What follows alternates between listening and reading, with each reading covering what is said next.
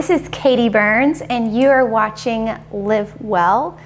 As you could see in the last episode, I was delighted to go to the farmer's market and pick up some fresh vegetables and canned goods, well, soaps and flowers and everything else, which, I think is part of living well, supporting your community and bringing something home for your family table or for yourself and eating well. There's so many nutritional values to be consumed with vegetables. And so today I'm going to show you a really simple recipe to bring home for yourself or for your family. I'm going to begin with some of my favorite vegetables. Squash. This is delightfully cooked in many different ways. Sometimes I just saute it in a pan of olive oil, but today I'm going to roast it. And I always roast my vegetables on 425 for 20 to 25 minutes, depending on your oven. And you're just looking for that golden hue and to make sure that whatever you have is kind of cooked through. So sometimes I might take out one and chop it just to make sure that it's cooked. And I also have a very interesting find of a purple potato. I've not seen these a lot, but that's what's fun about going to the market. I actually got these up at the Brockdale market because they didn't have potatoes down here in the valley. And looking up the health benefits on these, I found that they are higher in antioxidants because of the color. I'm sure you've heard a lot about having color in your food, that there's just more value in it. So I'm going to cook with those today. And of course, we're so blessed right now to have a plethora of tomatoes. The lycopene, the vitamin C, this is a winner to have in any meal right now. And it's not just for slicing and putting on a sandwich.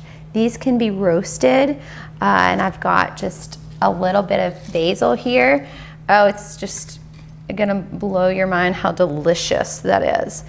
Then I've also got some sweet peppers. As you can see, these are very similar to the nutritional value in bell peppers, the high in vitamin C, low calorie food. You can just eat these, munch on them. I try and tell people that need a crunch, get you some bell peppers. They're delightful to snack on, and these are sweet, so they're gonna have a smoother flavor than, say, a bell pepper that can have a bit more of a bite to it. Yellow bell pepper is going to be sweet. These are going to be even sweeter. And so I know people like to hear that. And they're not spicy at all. That's the other thing. This is not a hot pepper. And another winner that is not used a lot is the eggplant. Eggplant is a low carbohydrate food and is a great side dish. So people think, Katie, what do I do with an eggplant? Isn't that, for people that eat strange food? And, I have to say I don't see a lot of eggplant cooked around unless you go to a vegetarian restaurant, which they'll use that a lot as a filler food. But this is fantastic roasted. You can keep the peeling on, or you can peel it. Either way, it's fine. This is such a young eggplant because, they can get really big, that you're going to be fine either way. The skin's going to be tender. So I'm just going to leave it on. I feel like the skin has value. And then you've got your corn. We've got corn going right now.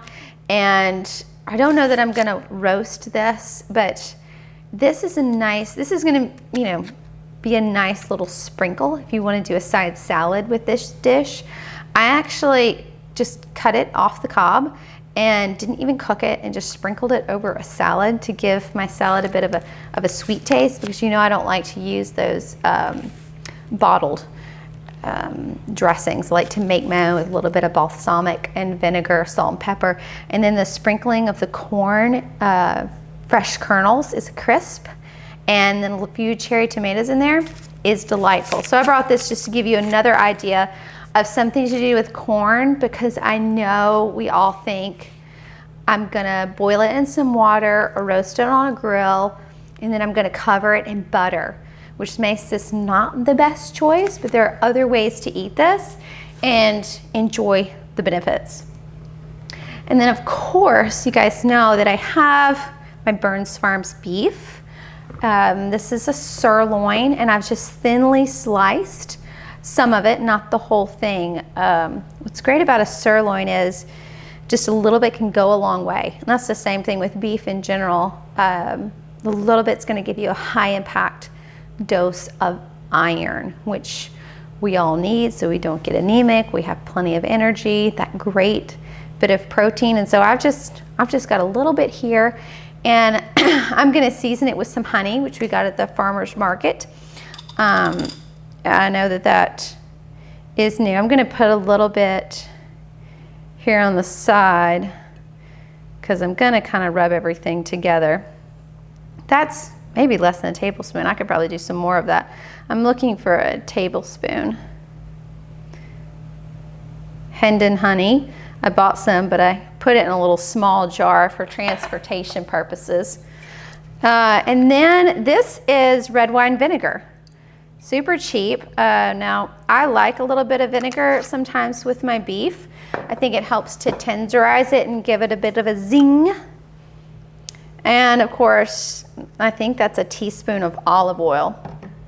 And you know, this is my non-professional cooking show here because the purpose of this is to get food on the table, and you'll be surprised, you know, things don't have to be perfect. If you'll keep practicing over time, I'm gonna have to use my hands.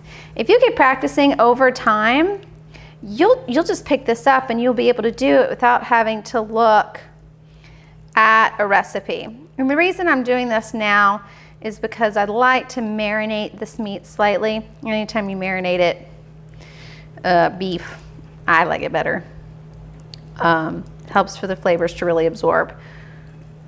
And then I'll probably have to scrape off some of that honey and get it in the heat so that it melts and really goes around with the whole dish. So I'm gonna take just a quick break and wash my hands. Okay, so I've washed my hands, which is really important. I'm sure that your mom told you to wash your hands after you play with meat. That's true, you gotta do that. So now we're just gonna chop the veggies, and I have, this is my roasting pan. It's just lined with aluminum foil. If you don't have it, you don't have to use it, but it makes your cleanup easier. And like I said, I do not spend a lot of time on my perfect cut here. Y'all, chop, chop, just get it in the pan. Skin side down so that I can season my top there. And I've got 2 squash. You know, if I was cooking for my husband, there's probably a little more beef than I showed you on camera for him. That's more beef than I would eat for a meal. So one of the things you want to think about is your portion for this. Obviously, I'm not going to eat 2 things of squash. So you kind of get the gist as to your portions. But I'm making this all fit in one pan because I want to have an efficient cleanup. Then I've got my tomato here. I cut out my core. I try not to take too much of the goodness away. I just don't want that core.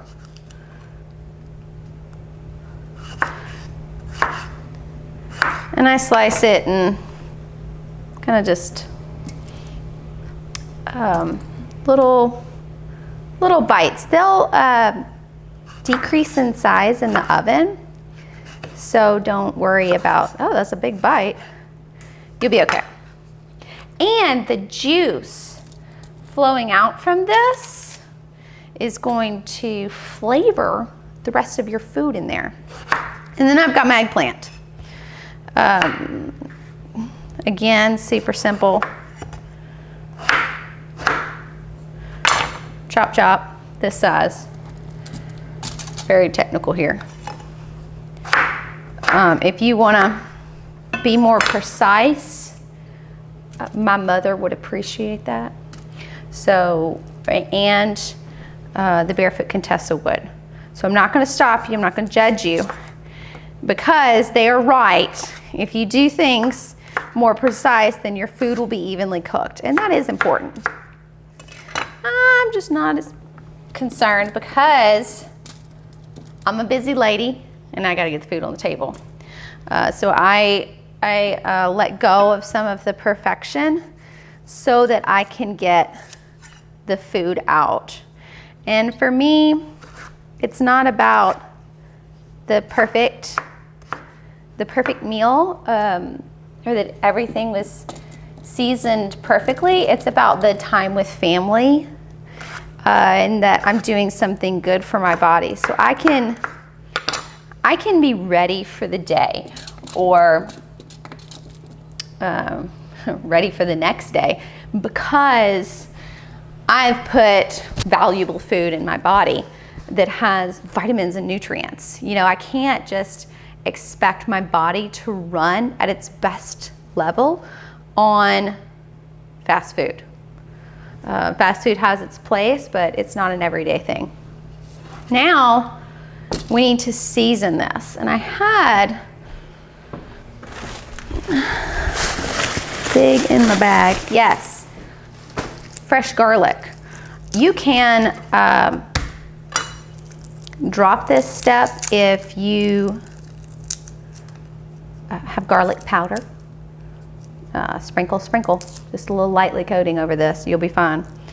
But I like a whole garlic clove, because in the end I'm gonna stir them up and it's gonna be beautiful and fragrant. I love garlic.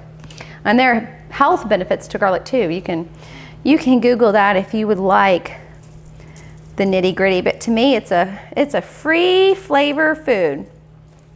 You know what, I left these peppers whole, but if I do that, I'm not gonna be able to get any seasoning on them. So I'm just gonna slice them in half.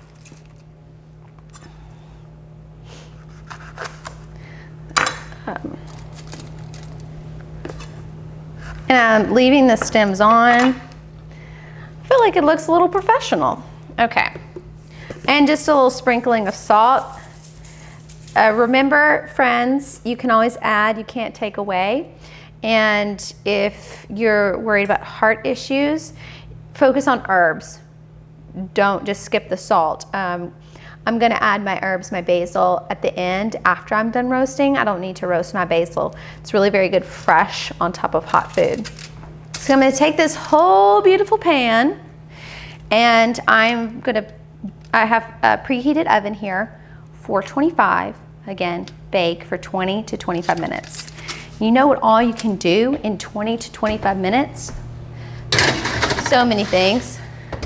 You can clean, watch the timer there, and you can sit down, you could read a book, you could pull out your Bible, you could read a devotional, you could phone a friend and talk about how life is going. But that's what I like about this meal, is I've got a pretty good window of time here where I'm free, because this steak is gonna cook up really quickly, and I don't need to throw it on until just the very last minute of this dish. But for TV time and the efficiency of our segment today, I'm gonna go ahead and whip that up for you now. So I've got a cast iron skillet right here. This was my grandmother's skillet.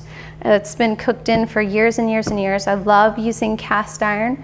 So I'm gonna work with that today. You can also use a non-stick skillet, because if your cast iron skillet is not seasoned well, you're gonna stick.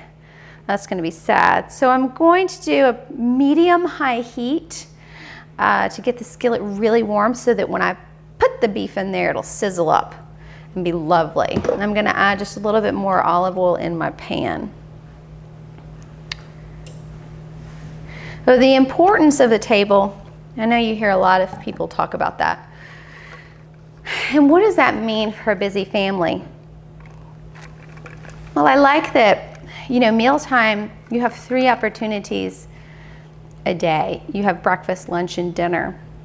And it may be that you can't quite make dinner because of what's going on in your season of life, but maybe, you know, you can have a family breakfast. And all of that is meaningful, because you have a chance to connect with your family as a whole and to educate about food. That's why I cook on this show. I cook on this show not because I feel like I'm the next great American cook, but because I feel like food is valuable to your family, and it's important to educate your children about food. And you can't do that if all of your meals are rushed. It's a wonderful time to sit down and talk about what's going well in your life, what's going well with your family, what things you hope for in the next week or next day. Of course, it's going to be natural for things to come up that aren't going well, and you want to hear those things and you want to address those things. But it's food is comforting. It doesn't have to be one of those heavy comforting foods, but just the fact of that you're eating, you're hungry, and you're sitting down together and sharing is a beautiful message. And of course, a lot of times meals begin with a prayer. And you think, what are you looking for, or what is valuable about prayer before you eat? Well, I don't know about you, but for me, we grew up with some similar prayers that were, repetitive. Bless this food to the nourishment of my body, and us to thy service, and help us to be ever mindful of the needs of others. Sometimes you might vary. You say, thank you so much, God, for the food, or we're praying for the aunt that she's not doing well, she's sick. The value in this is you're praying in front of your family is seeing you pray. Perhaps they join in and have something they want to share. Some people don't like to pray in front of other people or in front of their family, and that's fine, they can pass. But you're seeing that modeled, and I think that there's value in some of the repetitive, because I do want it to nourish my body for your service, God. I want to be ready for the battle. And I do want it to bless. I want it to nourish me and be something that's going to help me. All right, my pot's hot. Hang on one second. We'll get back to prayer. So I'm just going to take my little seasoned steak and drop it in.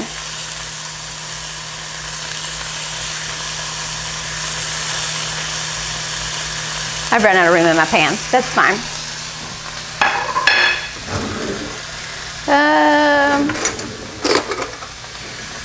Yes, this is what I was looking for. Okay.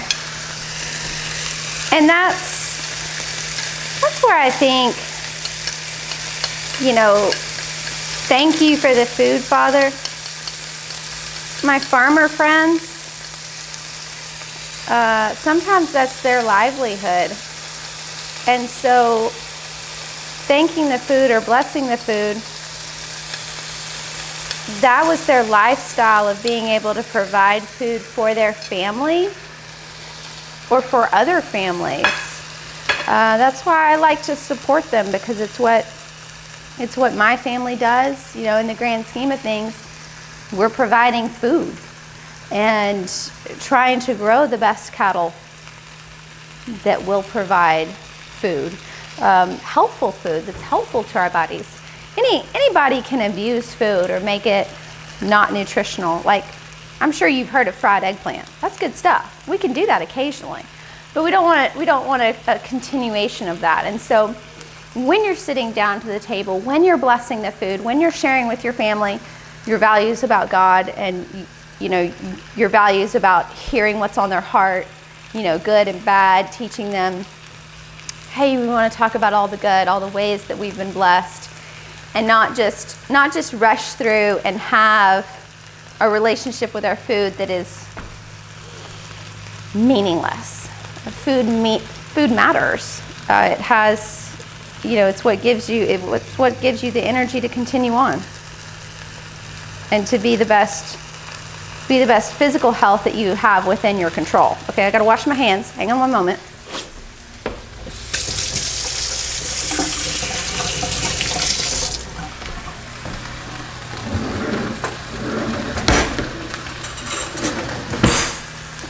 Okay, washed my hands and I'm back.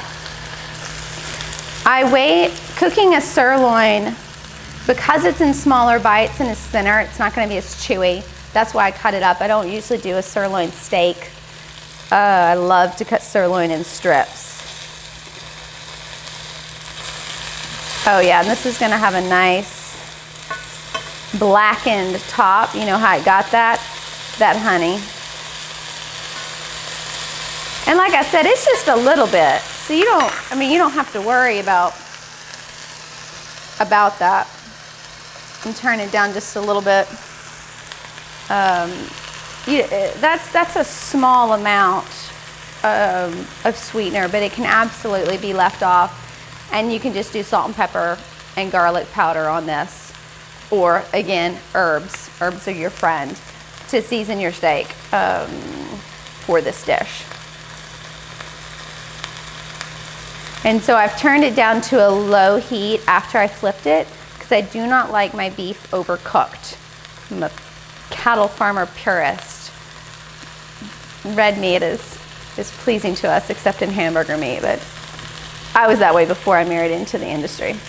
So I don't know, probably should get a hot pad and show you this.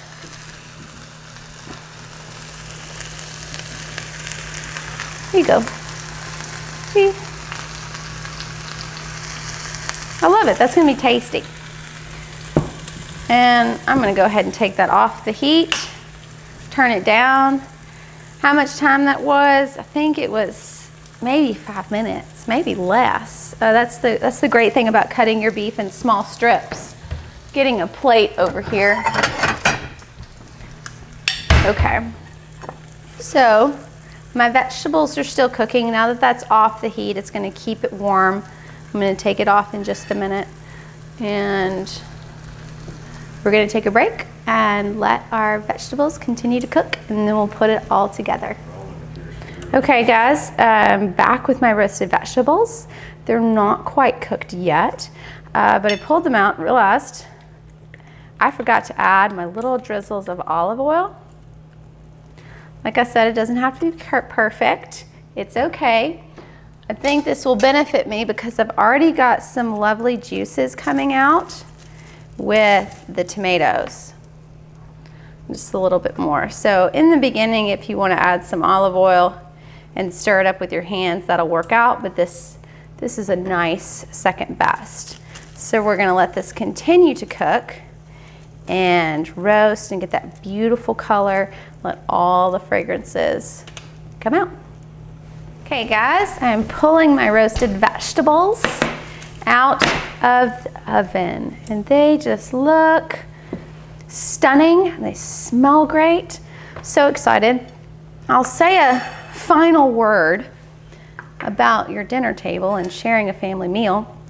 How many of us have picky eaters in our family? I do. So when you are trying to encourage growth in regards to accepting new foods, one key thing is to never stop offering.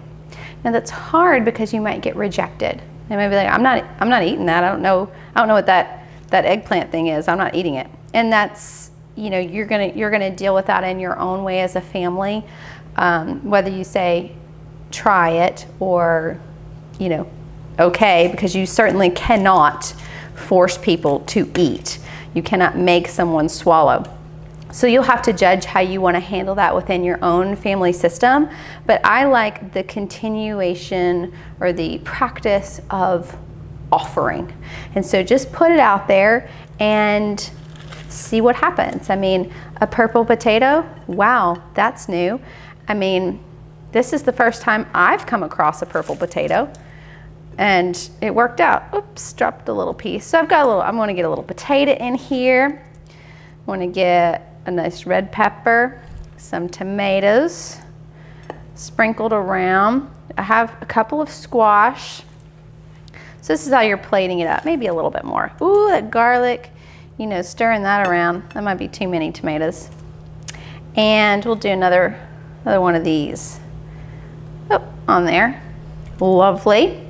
Then I have my steak over here, my sirloin strips, a nice side. I guess if I was an artist, I could put them across, but you can do this. And that honey vinegar glaze, woo, it's so amazing.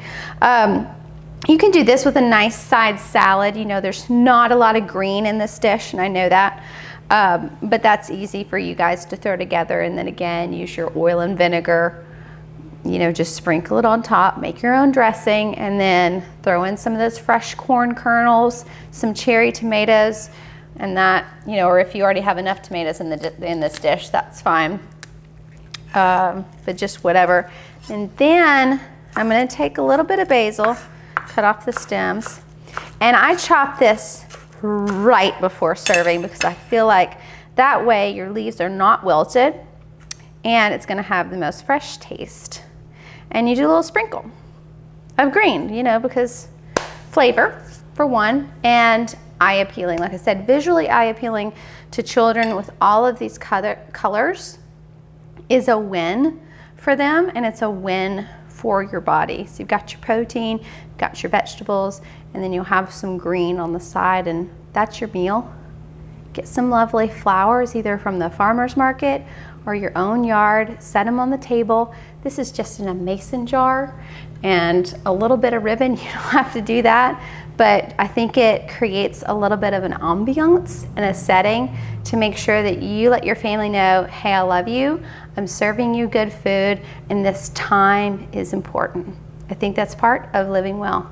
So I hope you'll try this recipe. Again, so easy, so fast. I mean, 25 minutes, cooking up some strips, you're good to go. There's dinner and it's healthy. So this week, I hope you take time to live well. Thanks.